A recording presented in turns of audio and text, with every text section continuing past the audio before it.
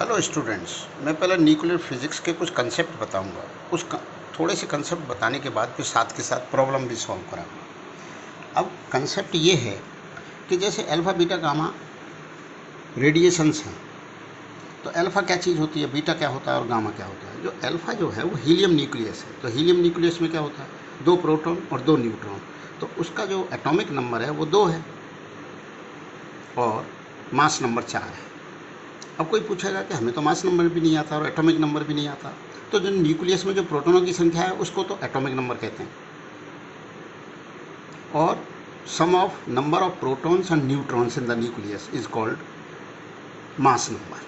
तो ऐसे समझ लो, दैनिक जीवन में जैसे किसी फैमिली में प्रोटॉन पुरुषों की संख्या इज द एटॉमिक नंबर।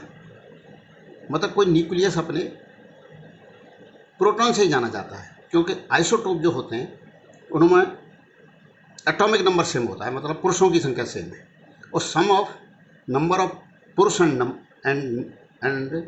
नारी न्यूट्रॉन्स, ये दोनों सम, इनका नंबर जो है वो मास नंबर कहलाता है। तो अल्फा पार्टिकल क्या है, 2He4 है। अब बीटा पार्टिकल क्या है, फास्ट मूविंग इलेक्ट्रॉन। तो इसका जो है एटॉमिक नंबर -1 है और मास नंबर 0 है।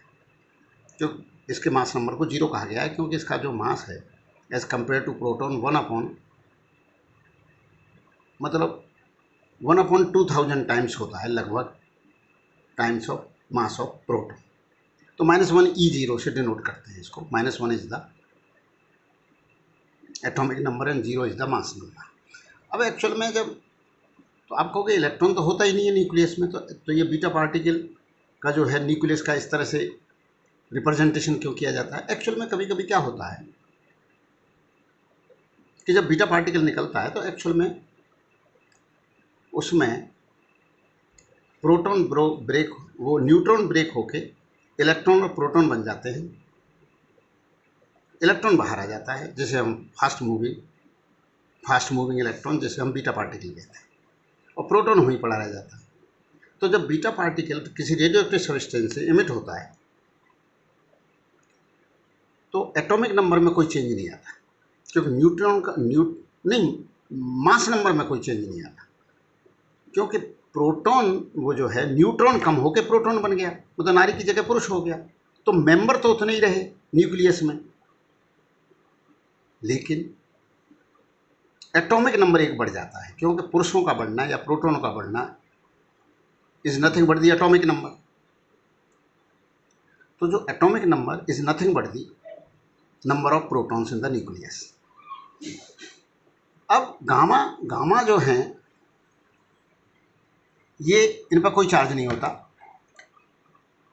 ये इलेक्ट्रोमैग्नेटिक वेव्स हैं जिनकी फ्रीक्वेंसी बहुत ज़्यादा होती है, वेवलेंथ बहुत कम होती है, पेनिट्रेटिंग पावर बहुत ज़्यादा होती है, क्योंकि फ्रीक्वेंसी ज़्यादा है तो जो एनर्जी है वो h न्यू होती है, where nu is the frequency and h is the Planck's constant according to Planck's quantum theory. तो गामा रेडिएशन सबसे ज़्यादा खतरनाक होती है, पेनिट्रेटिंग पावर इनकी सबसे ज़्यादा होती है। तो मैंने 3 तरह के आपको रेडिएशंस बताए, alpha beta and gamma radiations. Gamma radiations के बारे में ये कहा गया है कि जब न्यूक्लियस से अल्फा या बीटा पार्टिकल इमिट होता है तो न्यूक्लियस थोड़ा एक्साइटेड स्टेट में आ जाता है। तो एक्साइटेड स्टेट में आने के बाद जब वो अपने ग्राउंड स्टेट में लौटता है तो एनर्जी को रिलीज करता है, वो एनर्जी ही गामा रेडिएशन है।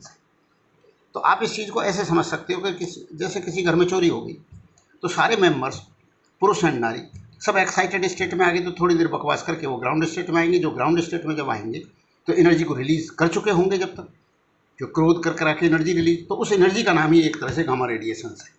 तो ऐसा कुछ एक्सप्लेनेशन दिया गया है कि जो गामा रेडिएशन है just after the emission of alpha and beta particle निकलते हैं। ऐसे समझिए कि अल्फा पार्टिकल निकल गया तो फिर शोर मचा रहा है न्यूक्लियस से, अल्फा पार्टिकल गया, बीटा पार्टिकल, फिर वो एक्साइटेड स्टेट में आने के बाद जब ग्राउंड स्टेट में आता है तो एनर्जी को रिलीज करता है। जो एनर्जी को रिलीज करता है उसी का नाम तो गामा रेडिएशन है।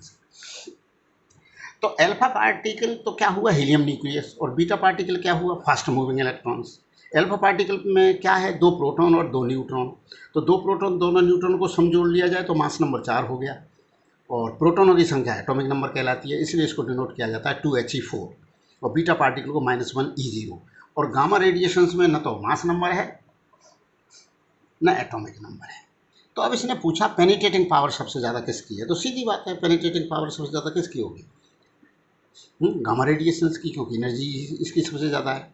तो गामा के बाद फिर बीटा वो होगा, बीटा एंड देन एल्फा होगा। एल्फा सबसे ज़्यादा भारी है तो सबसे कम इसकी पेनिट्रेटिंग पावर है। अब आता है कि जब एल्फा बीटा गामा रेडिएशन अगर किसी गैस से पास किए गए तो इसमें सबसे ज़्यादा आयनाइजिंग पावर किसकी होती है। आयनाइजिंग पावर उसी की सबसे ज़्यादा होगी जिसके पास ज़्यादा चार्ज होगा।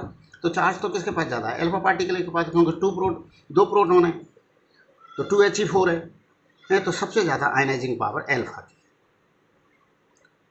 उससे कम बीटा की और सबसे कम गामा की, क्योंकि बीटा पे भी एक इलेक्ट्रॉन का चार्ज है -1E0।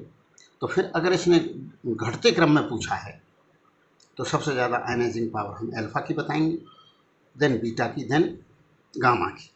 तो आयनाइजेशन पावर के लिए चार्ज देखा जाएगा, पेनिट्रेटिंग पावर के लिए उसका एनर्जी देखी जाएगी। अब नेक्स्ट आता है कि if a beam consisting of alpha beta gamma radiation is passed through an electric field perpendicular to the beam, the deflection suffered by the components in decreasing order। मतलब सबसे ज़्यादा जो डिफ्लेक्ट होगा वो बताना है। तो अब इसमें क्या हुआ, अल्फा बीटा गामा रेडिएशंस पास कर दी गई इलेक्ट्रिक फील्ड से, तो गामा रेडिएशन पर तो कोई असर पड़ेगा ही नहीं। तो सबसे कम डिफ्लेक्ट कौन होगा, गामा। तो इसमें से आंसर ए या सी में से एक होगा, तो ये तो डिफ्लेक्ट ही नहीं होगा। अब प्रश्न उठता है कि इलेक्ट्रिक फील्ड हमेशा मतलब किसको प्रभाव डालेगा, तो जिस पर चार्ज होगा, क्योंकि इलेक्ट्रिक फील्ड के कारण फोर्स क्यू ही होता है। अब गामा पे तो कोई चार्ज ही नहीं है तो गामा तो सीधा चला जाएगा, तो गामा तो डिफ्लेक्ट ही नहीं होगा। तो सबसे कम जो डिफ्लेक्ट होगा वो गामा रेडिएशन। अब आती है एल्फा एंड बीटा। तो चार्ज के हिसाब से अपन देखा जाए तो एल्फा का चार्ज बीटा से ज़्यादा है, क्योंकि एल्फा पर 2E चार्ज है और बीटा पे -E है, मतलब मैग्नीट्यूड में तो E है इलेक्ट्रॉन का चार्ज है। तो इस हिसाब से एल्फा पार्टिकल सबसे ज़्यादा डिफ्लेक्ट होना चाहिए, लेकिन ऐसा नहीं है, सबसे ज़्यादा डिफ्लेक्ट बीटा होता है। तो आप कहोगे आप ऐसे कैसे कह सकते हो, क्योंकि हम कभी कभी क्या देखते हैं कि एक पैरामीटर को देख करके कह देते हैं। अगर चार्ज के हिसाब से देखा जाए तो एल्फा को होना चाहिए, लेकिन चार्ज के साथ उसका मास भी तो देखा जाएगा। फोर्स तो जरूर एल्फा पार्टिकल पर ज़्यादा लगा, लेकिन उसका मास काफ़ी ज़्यादा है, क्योंकि उसमें मास जो है 2 प्रोटॉन 2 न्यूट्रॉन है, तो करीब करीब प्रोटॉन के मास का 4 गुना है। और बीटा पार्टिकल तो इलेक्ट्रॉन है, तो इलेक्ट्रॉन का मास तो खुद ही प्रोटॉन का मास 1/2000 टाइम्स होता है। तो फोर्स तो एक्चुअल में एल्फा पार्टिकल पर बीटा पार्टिकल के कंपैरिजन में 2 टाइम्स लगेगा, लेकिन मास तो बहुत गुना है, मतलब 8000 गुना मान लो आप, क्योंकि 4 प्रोटॉन है और इलेक्ट्रॉन का मास 1/2000वां हिस्सा है, तो करीब 8000 गुना मास है। तो एल्फा पार्टिकल इतना डिफ्लेक्ट नहीं होगा। तो सबसे ज़्यादा deflection beta, then alpha, then gamma, और गामा तो हुआ ही नहीं। अब आता है कि in a radioactive series 92 uranium 238, मतलब 92 उसमें प्रोटॉन है और 238 में से 92 माइनस कर दें तो वो इतने न्यूट्रॉन हैं। चेंज हो गया 82 लेड 206। तो ये कह रहा है इसमें से कितना एल्फा डिके निकले, एल्फा पार्टिकल कितने निकले और बीटा पार्टिकल कितने निकले। तो इसमें बड़ा सीधा सा सवाल है। तो बोला क्या सीधा है, इसमें 2 इक्वेशन बनेंगे, लीनियर इक्वेशन, उनको सॉल्व कर लो।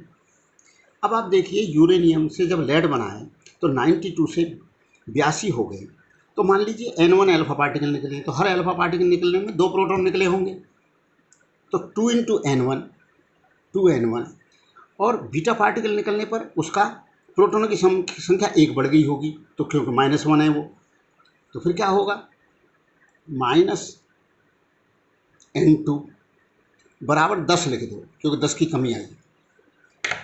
एल्फा पार्टिकल निकले, हर एल्फा पार्टिकल में 2 पुरुष चले गए, 2 प्रोटॉन चले गए, और हर बीटा पार्टिकल निकलने में 1 प्रोटॉन बढ़ गया, तो बढ़ गया तो -N2। और नेट कमी क्या आई है इनके निकलने से, 10 की। अब देखो मास में क्या कमी आई है, मास में जो मास केवल चेंज होगा एल्फा पार्टिकल निकलने से, हर एल्फा पार्टिकल के निकलने से 2 प्रोटॉन और 2 न्यूट्रॉन निकल गए, मतलब 2 पुरुष और 2 नारी, मतलब कितने मेंबर निकल गए 4। और कुल मेंबर कितने निकले हैं वो ऊपर देखो आप, तो वो ऊपर क्या देखें मास नंबर को देखो, मास नंबर क्या है कि 238 से सीधा 206 हो गया है, मतलब मास नंबर में जो कमी आई है 32 की आई है। इसका मतलब हमें पता लग गया कि अल्फा पार्टिकल जो है 8 निकले, क्योंकि एक अल्फा पार्टिकल निकलते ही 4 की कमी आती है और 32 की कमी आई है, तो 8 अल्फा पार्टिकल निकलेंगे। इसका मतलब N1 जो है वो 8 है, 8 है। तो 8 दूनी 16, 16 में से 10 गए, 16 में से 10 गए, 8 दूनी 16, 8 8 8 निकले, ये तो पता लग ही गया, क्योंकि मास नंबर में 32 की कमी आई है और मास नंबर में जो चेंज होगा वो अल्फा की वजह से होगा, बीटा का मास नंबर तो 0 है, तो 8 ये निकले। तो 16 में से 10 गए 6, तो बीटा पार्टिकल एक्चुअल में 6 निकले। तो 8 और 6, अब मैं इसका इक्वेशन लिख के दिखाता हूँ, आप इसको बैलेंस करके देख लेना। 92 यूरेनियम 238 बराबर बराबर क्या है, 82 lead 206 plus 8 2 helium 4 plus 6 -1 E0। अब आप नीचे बैलेंस करके देख लो, 6 इंटू -1 -6, -6 प्लस 16 तो प्लस 10, 10 और 82 92, तो इधर 92 ही है। अब ऊपर का देख लो मास नंबर 6 इंटू 0, तो इसने तो कोई मास में कमी लाई नहीं। क्यों नहीं मास नंबर कम हुआ, क्योंकि होता क्या है, जब बीटा पार्टिकल निकलता है तो न्यूट्रॉन के बदले प्रोटॉन बन जाता है, न्यूट्रॉन टूट जाता है, प्रोटॉन इलेक्ट्रॉन में, इलेक्ट्रॉन बाहर आ जाता है, प्रोटॉन वहीं पड़ा रह जाता है। तो एक्चुअल में इसका जो है वो इलेक्ट्रॉन का चार्ज के मामले में प्रोटॉन के चार्ज का उल्टा है, इसलिए एटॉमिक नंबर इसका -1 है और प्रोटॉन का 1 होता है। और यहाँ पर 32 32 8 into 4 mass number 32 plus 0 plus 2 से 6 238 हो गया। तो ये इस तरह के सवाल अपन होते जा रहे हैं। अब नेक्स्ट आप देखिए, नेक्स्ट क्या कह रहा है, let you denote one atomic mass unit, one atom of an element of mass number A has mass exactly equal to A is। अब एक्चुअल में क्या था, जो कार्बन का मास 12 एटॉमिक मास यूनिट मान लिया गया था, तो 1/12 of the mass of carbon atom is called 1 atomic mass unit. तो फिर इससे सबका कंपैरिजन करा गया, जब सबसे इसका कंपैरिजन करा गया तो सबके एग्जैक्ट नहीं आएंगे ना भाई, कि हमने कोई अपने पत्थर ले लिया, उसको कह दिया हम इसको 12 यूनिट मास बोलेंगे, फिर उसके 12 में हिस्से को 1 यूनिट बोलेंगे, फिर और पत्थरों का कंपैरिजन करेंगे, तो उनका जो है ये थोड़ी है कि एग्जैक्ट किसी का 16 आ जाएगा और किसी का 10 आ जाएगा और 6 आ जाएगा 8 आ जाएगा, फिर उनका तो पॉइंट में आ सकता है ना, क्योंकि हमने कोई एक को लेकर के उसकी 12 मान ली, तो कार्बन एटम को हमने 12 एटॉमिक मास यूनिट नाम दे दिया था, उसके 1/12 का नाम एक एटॉमिक मास यूनिट हो गया था। तो इसलिए इसका आंसर है only for A is equal to 12। अब आता है कि जो न्यूक्लियर फोर्सेज हैं, जो बहुत ही कम डिस्टेंस पे जो फोर्सेज न्यूक्लियर फोर्सेज लगते हैं, एक पर्टिकुलर डिस्टेंस से ज़्यादा हो जाने पर न्यूक्लियर फोर्सेज नहीं लगते, लेकिन न्यूक्लियर फोर्सेज के बारे में ये देखा गया है कि उनके मध्य जो फोर्स है, वो न्यूक्लियंस के मध्य जो फोर्स है, वो न्यूक्लियंस के मध्य जो नेट फोर्स अगर पूछा है इसने, at is this the net force between them is F1। हाँ, अगर ये केवल न्यूक्लियर फोर्स पूछता तो तीनों फोर्सेस बराबर होती। अब इसने पूछा प्रोटॉन के मध्य, तो न्यूक्लियर फोर्स में से थोड़ा सा फोर्स कम हो जाएगा, इलेक्ट्रोस्टैटिक्स फोर्स, तो प्रोटॉन के मध्य फोर्स थोड़ा कम होगा। अब प्रोटॉन के मध्य कौन सा फोर्स लिखा है, और प्रोटॉन न्यूट्रॉन के मध्य, अच्छा हुआ क्या था, पहले मैंने आपको न्यूक्लियर फोर्स के बारे में बताता हूँ। Nuclear force is independent of the charge, तो प्रोटॉन के मध्य भी उतना ही होता है, प्रोटॉन न्यूट्रॉन के मध्य और न्यूट्रॉन तीनों के मध्य बराबर होता है। लेकिन इसने पूछा है नेट फोर्स, तो जिसमें इलेक्ट्रोस्टैटिक फोर्स लग रहा है प्रोटॉन के मध्य, वो जो है थोड़ा जो है वो कम होगा, तो वो कौन सा दिया है अपन देखते हैं। वो कम बैठे F3 if one at a proton and the other is neutron, तो ये कौन सा दिया है भाई, 2 nucleus are at a substance one, the net force between them is F1 if both are neutrons, F2 if both are protons, F2 if both are protons, and F3 if one is proton and the other is a neutron। तो F3 और कौन से बराबर हुए, F3 दोनों proton वाला सबसे छोटा है, if both are neutron F, तो net force between them is F3 both are neutron, proton वाला कहाँ, F2 बोथ, तो F2 को कर दो सबसे कम, तो F2 वाला है C, क्योंकि प्रोटॉन के मध्य एक रिपल्सन फोर्स आ जाएगा थोड़ा सा, तो उतना कम हो जाएगा।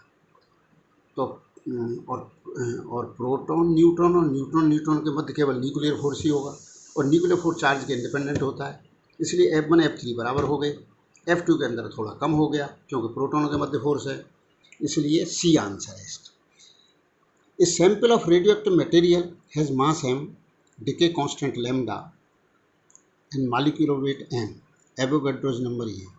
The initial activity of the sample is this।